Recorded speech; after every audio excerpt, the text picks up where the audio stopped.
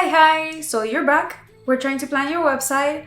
I'm Ivanska and I'm a web designer. I'm gonna be your guide in planning your website. On episode 1, we talked all about your goals, the main reason for building your website, and functionalities and types of websites. Right now, we're gonna go more into the technical stuff. If you already have planned your website, then this is the next step. Pretty much for your website, we're gonna have to figure out what content you need. So a lot of the platforms tell how easy it is to build the website, but who's going to provide the content? Who's going to provide all the words on your website? It's really stressful, especially because a lot of people start winging it, but these things are really important. Okay, so let's start talking about copyright. Copyright is basically all the words that go on your website. A lot of people just wing it. It's really stressful to create it. But pretty much the important reason why copyright is really important on your website is because one, these are the words that your clients are going to read. They're going to read this about your services, about your product, that they're basically going to determine their decision about your offer by reading words. And then 2, because this helps you get ranked on Google, which is also known as SEO, or longer form is search engine optimization. You can either hire a copywriter or you can write your own words for your website. I would suggest pretty much hiring a copywriter just because they're experts at writing this content, not only for converting your clients, but also for SEO purposes. If you currently do not have the money, that's okay. We can start pretty much with the basics. We can start you off by writing simple words, what you do and everything like that, and then I'll guide you through the process of how to write more and more eloquent and more for conversions and for SEO purposes.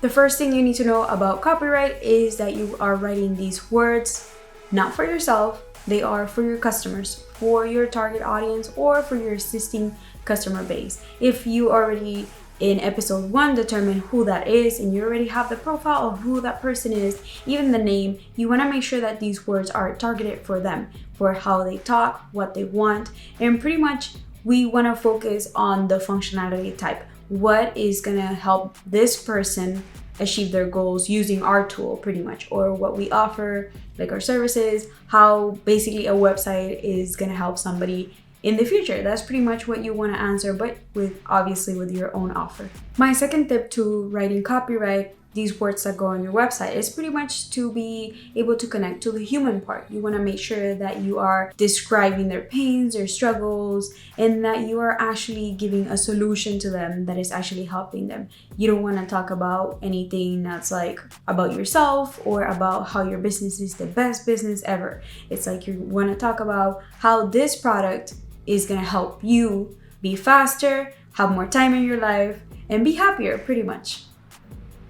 Okay, so now we're going to talk about the content. What do you need for your website as far as content? You're probably going to need your logo, photos of yourself, of your product, or if you are a service provider, you're going to want photos of your service being implemented either by yourself or by your team. Pretty much anything that shows your services.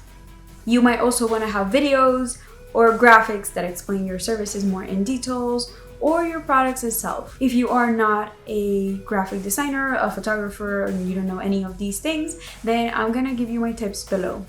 For graphic design, pretty much I would recommend that you hire out, but if you currently don't have the money, then I would suggest user-friendly tools such as Canva, or if you want to learn Adobe Illustrator yourself, so that way you can do that yourself. If you for your photography, if you are not a photographer, then I would suggest either hiring a photographer for your photos or trying to capture them on your phone. For your videos, if you have your phone, you can record them if you don't have the money again to hire a professional.